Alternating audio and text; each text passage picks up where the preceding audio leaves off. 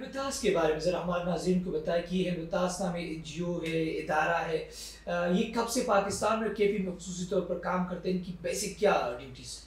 अच्छा जी, हेल्वेटास Swiss inter corporation नाम से जैसे पता चल रहा है, एक स्विस एनजीओ है, स्विट्जरलैंड की एक ऑर्गेनाइजेशन है और 1982 से पाकिस्तान में काम कर रही है। अच्छा मैडम, आप लोगों ने बच्चों के ऊपर खुसूसी इस प्रोजेक्ट में आप लोगों ने काम किया, ज़ाती तौर पर आपने क्या महसूस किया कि बच्चों की बुनियादी मसाइल क्या है यहाँ पे? तो यही होता है कि इनका फैमिली बैकग्राउंड ऐसा होता है कि ये काम करना इन्होंने ज़रूरी होता है, ये नहीं जा सकते स्कूल।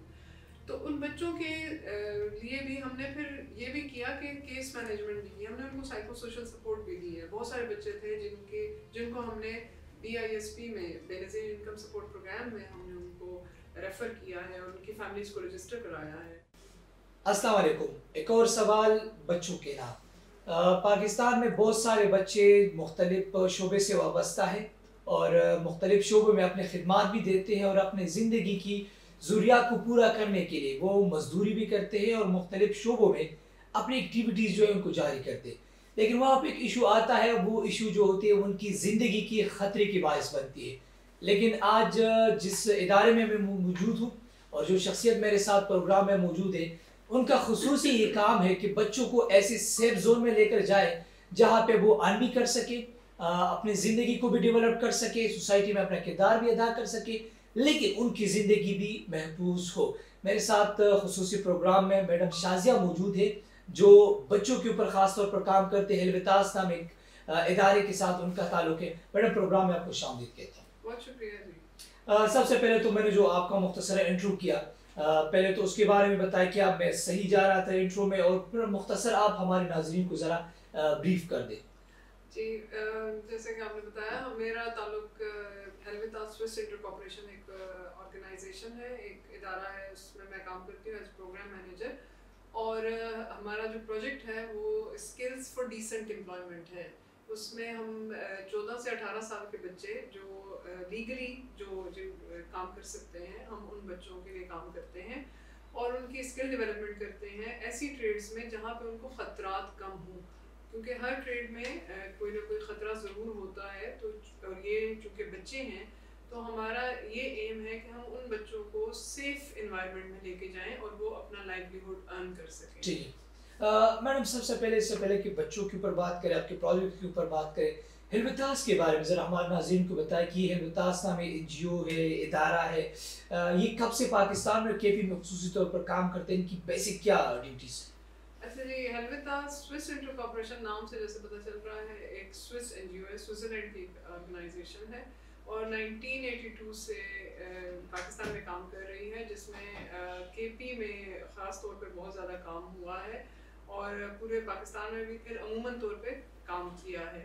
ज़्यादातर जो हेल्वेटास का काम है वो नेचुरल रिसोर्स मैनेजमेंट पे रहा है, जिसमें फॉरेस्ट्री है, लाइफ स्टॉक है, एग्रीकल्चर है।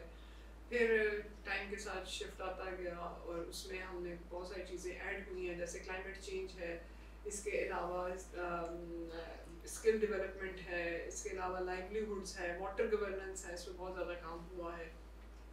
बहुत सारी ऑर्गेनाइजेशन की कैपेसिटी बिल्डिंग्स में भी काफ़ी हेल्वेटास ने रोल अदा किया है। तो तकरीबन ये कोई 40-42 साल का सफ़र है जिसमें हेल्वेटास ने मुख्तलिफ प्रोजेक्ट्स किए हैं और ज़्यादातर प्रोजेक्ट्स मैडम, अक्सर इस किस्म के एनजीओज या जो भी इदारे होते हैं पाकिस्तान में जो काम करते हैं मुख्तलिफ फील्ड में, तो उनके बारे में ये कहा जाता है कि इनके बिहाइंड जो है मोटिव्स है, मकासद है, और इसके लिए पाकिस्तान में ये इनकी एग्जिस्टेंस है।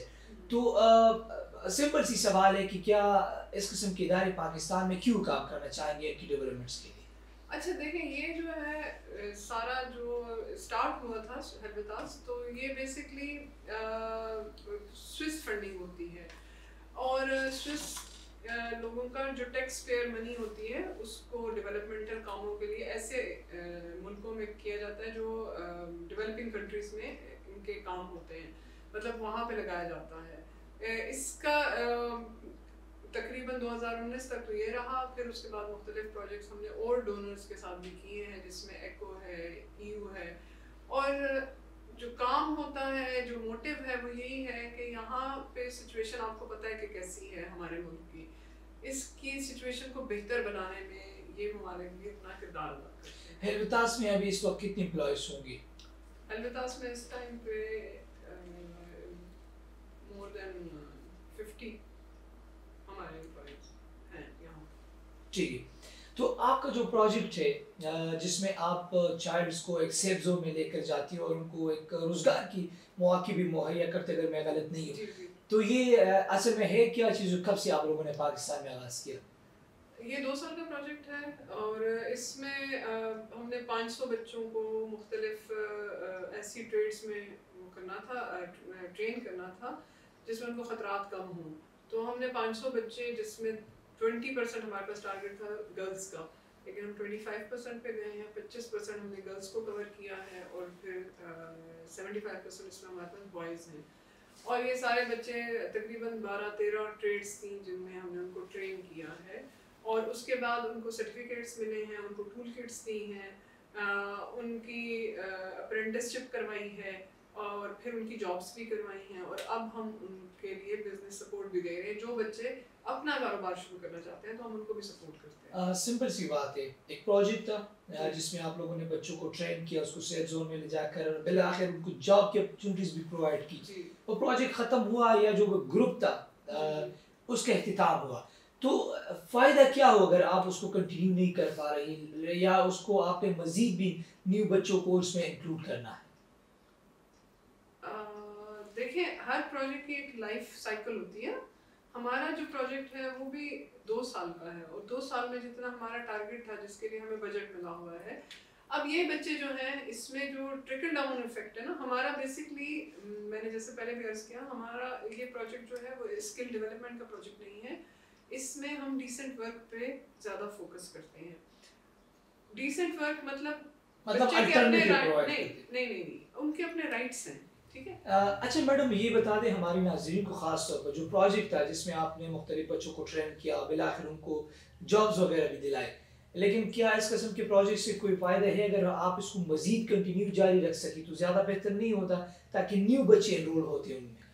अच्छा, हर प्रोजेक्ट की एक अपनी लाइफ होती है ना, एक अपना टाइम पीरियड होता है, उससे आप बियॉन्ड नहीं जा सकते हैं। हमने जो हमारा टारगेट था वो हमने अचीव किया है, लेकिन इसमें हमने अब जिन इंस्टीट्यूट्स के साथ हमने काम किया है उन्होंने ये चीज़ देखी है कि किस तरह ये क्यों यूनिक था। बहुत सारी ऑर्गेनाइजेशंस आती हैं, वो स्किल डेवलपमेंट करती हैं, वो चली जाती हैं। हमारा जो प्रोजेक्ट था वो बेसिकली डिसेंट वर्क और सेफ्टी को प्रमोट कर रहा था।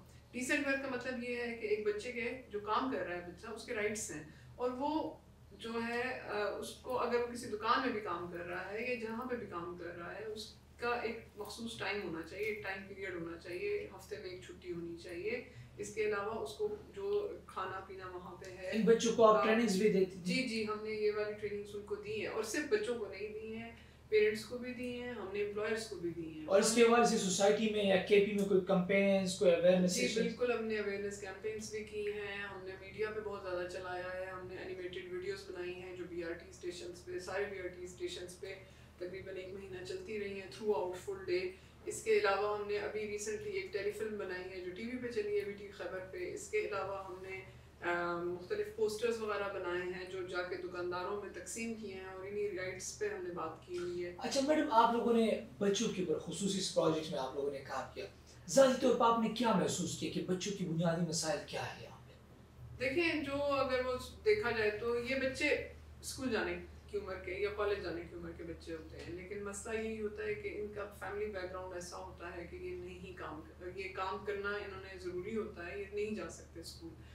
तो बेसिक जो रूट कॉज है वो पॉवर्टी है और वो क्यों है, या तो फैमिली इतनी मजबूत नहीं है। फिर इन बच्चों के साइकोलॉजिकल अपने बड़े मसाइल होते हैं, हम फैमिलीज को फिलहाल साइड पे रखते हैं। इन बच्चों के ऊपर एक प्रेशर होता है, एक स्ट्रेस में होते हैं कि इन बच्चों ने जाके कमा के लाना है। बहुत सारे बच्चे ऐसे थे जिन्होंने हमें इंटरव्यूज के दौरान कहा कि अगर मैंने ये ट्रेनिंग ना ली तो मैं खुदकुशी कर लूँगा। मतलब बच्चा इतना स्ट्रेस में होता है। तो उन बच्चों के लिए भी हमने फिर ये भी किया कि केस मैनेजमेंट भी की, हमने उनको साइको सोशल सपोर्ट भी दी है। बहुत सारे बच्चे थे जिनको हमने BISP में, बेनज़ीर इनकम सपोर्ट प्रोग्राम में हमने उनको रेफ़र किया है और उनकी फैमिलीज़ को रजिस्टर कराया है। फिर हमने उनको मेडिकल सपोर्ट भी दी है, जिसमें हमने ज़्यादातर बच्चों का आईसाइट का इशू था। वो अगर ड्रेस मेकिंग कर रहे हैं तो सुई में धागा नहीं डाल सकते, तो हमने उनके आई चेकअप्स कराए हैं, उनको ग्लासेस वगैरह इन लगा बच्चों की टोटल तादाद कितने इन्वेस्टमेंट आई होगी आपको इस हमने वक्त? 90 बच्चों को मेडिकल सपोर्ट दी है। इसके अलावा कुछ बच्चों को हेयरिंग एड्स लगे हैं जो मुख्तलिफ ऑर्गेनाइजेशन ने हमने उनको रेफ़र किया था। कुछ बच्चे बहुत ज़्यादा ट्रॉमा में थे तो हमने उनको साइकेट्रिक हॉस्पिटल में रेफ़र किया था और वहाँ पे उनकी मेडिकेशन भी हुई है। और हमारे पास साइकोलॉजिस्ट भी अपनी थी जो कि उनके टाइम टू टाइम सेशंस भी लेती रही हैं।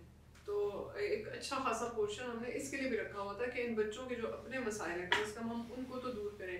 फिर उनके पेरेंट्स को भी हमने सेंसिटाइज किया, इन सब बच्चों के पेरेंट्स को, और सिर्फ इन बच्चों को नहीं, हमने जो बच्चे वर्कशॉपों में काम कर रहे हैं, जो बच्चे बाहर रेस्टोरेंट्स में काम कर रहे हैं, जो बच्चे कूड़ा उठाते हैं, हमने उनके पेरेंट्स को भी जाके कम्युनिटी में डोर टू डोर विजिट्स करके वर्कशॉप्स में सेशंस कराए हैं, कम्युनिटी में जाके सेशंस कराए हैं। माओं को हमने अवेयर किया है कि अगर आपका बच्चा काम पे जाता है कम से कम आपको पता होना चाहिए कि वो कहाँ पे जा रहा है, वहाँ पे उसको कोई इशू है कि नहीं है, क्या वहाँ पे उसको वेजेस ठीक मिल रहे हैं कि नहीं मिल रहे हैं, क्या उसका टाइम पीरियड जो है वो ठीक है नहीं है। ठीक है। तो इस मैडम तरह इसके अलावा अभी हेल्वितास की लोग इससे किस तरह मुस्तफीद हो सकते हैं, क्या क्या अभी वो प्रोजेक्ट्स हैं? अभी ऐसा है कि हेल्वितास में तो हम सोच रहे हैं कि हम इस चीज़ को कंटिन्यू करें। शायद इस शक्ल में ना हो, शायद किसी और शक्ल में हो, depends upon availability of the funds. लेकिन हमारा ये है कि हम बेसिकली ये चाइल्ड प्रोटेक्शन के अंदर ही आता है, तो हम चाइल्ड प्रोटेक्शन पे काम करना चाहते हैं और उसमें हम स्किल डेवलपमेंट भी करना चाहते हैं क्योंकि ये बहुत ज़रूरी है। आपको पता है एक स्टडी हुई है जिससे पाकिस्तान में स्किल्ड लेबर जो है वो इस टाइम ज़रूरत है तकरीबन 1 मिलियन, और हमारे पास जो स्किल्ड लेबर है इस टाइम पे 300,000 है, यानी 3 लाख हमारे पास है, 10 लाख की ज़रूरत है, 7 लाख का एक बहुत बड़ा डिफरेंस आ रहा है।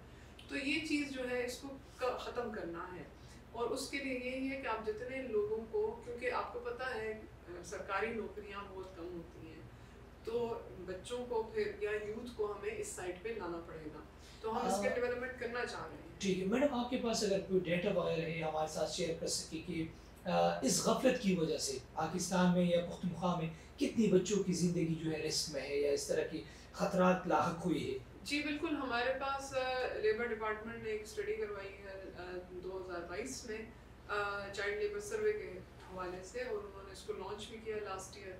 वो बहुत एक ऑथेंटिक आपके पास एक वो है इंफॉर्मेशन का सोर्स, आपको वहाँ से सारी चीज़ें वो नेट पे भी अवेलेबल है, उसकी कॉपीज़ भी आपको वहाँ से मिल सकती हैं लेबर डायरेक्टरेट से। उसमें बच्चों के चाइल्ड लेबर के हवाले से ही बात है कि कौन मतलब 5 साल से 17 साल की उम्र तक के जो बच्चे हैं वो काम कर रहे हैं तो उनको क्या ख़तरात हैं, वो कहाँ पे काम कर रहे हैं, नाइट शिफ्ट्स में काम कर रहे हैं, इसके अलावा जो वायलेंस उन पे होता है उसका पूरा रेशो दिया गया है, आपको वहाँ से वो सारी इंफॉर्मेशन मिल सकती है। चलिए ठीक है मैडम, आपका बहुत शुक्रिया कीमती वक्त देने का। नाज़रीन, आज के प्रोग्राम में हमारी तरफ से ये कुछ इजाज़त चाहते। अल्लाह हाफिज़।